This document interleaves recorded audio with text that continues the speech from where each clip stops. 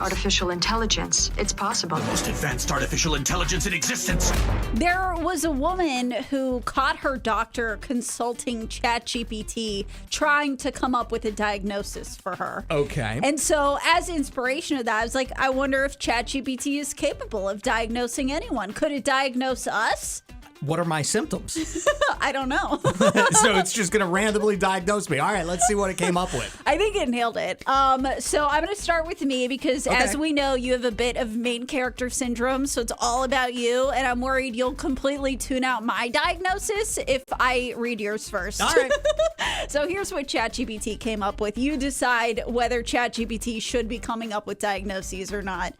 It says I have compulsive skeptics paradox syndrome, or CSPS. That sounds serious. I think it is. I think it's also untreatable, but it says a rare psychological phenomenon in which a person is simultaneously paranoid and completely reckless. People with CSPS firmly believe in absurd dangers, such as spiders being able to eat them or ghosts that will possess them for simply existing near a cemetery. Yet they will hurl themselves into situations with no regard for personal safety, like befriending random strangers at parties while ghosting romantic interests without hesitation. Symptoms include an obsessive need to triple check locks, but no fear of online shopping scams. A belief that pandas may not be real, despite overwhelming evidence to the contrary. I'm not sure. I heard it once that they might not be real, and it stuck with me. A compulsive urge to buy a little treat in response to any emotion despite already treating oneself daily. Severe annoyance at the sight of someone FaceTiming in public. A strict personal code allowing ghosting within a 3-day limit with no exceptions. There is no known cure for this. Treatment options include avoiding cemeteries, carrying a lint rolla for panda investigation purposes, and icing one's face while making financially irresponsible choices. All right. Okay, so Quickly.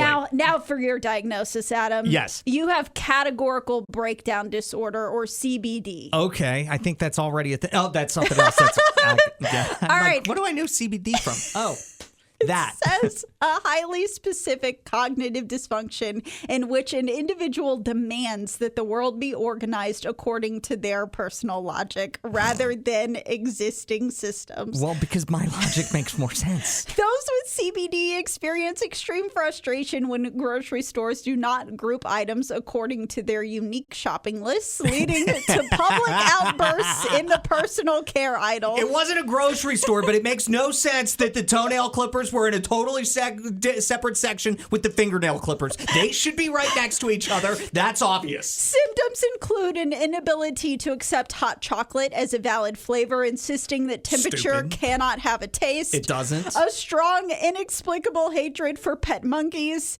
Extreme shyness that disappears only when someone acknowledges their work on a morning show. A tendency to have full meltdowns over minor inconveniences, often resulting in broken headphones or computer screens. Or a combination of both.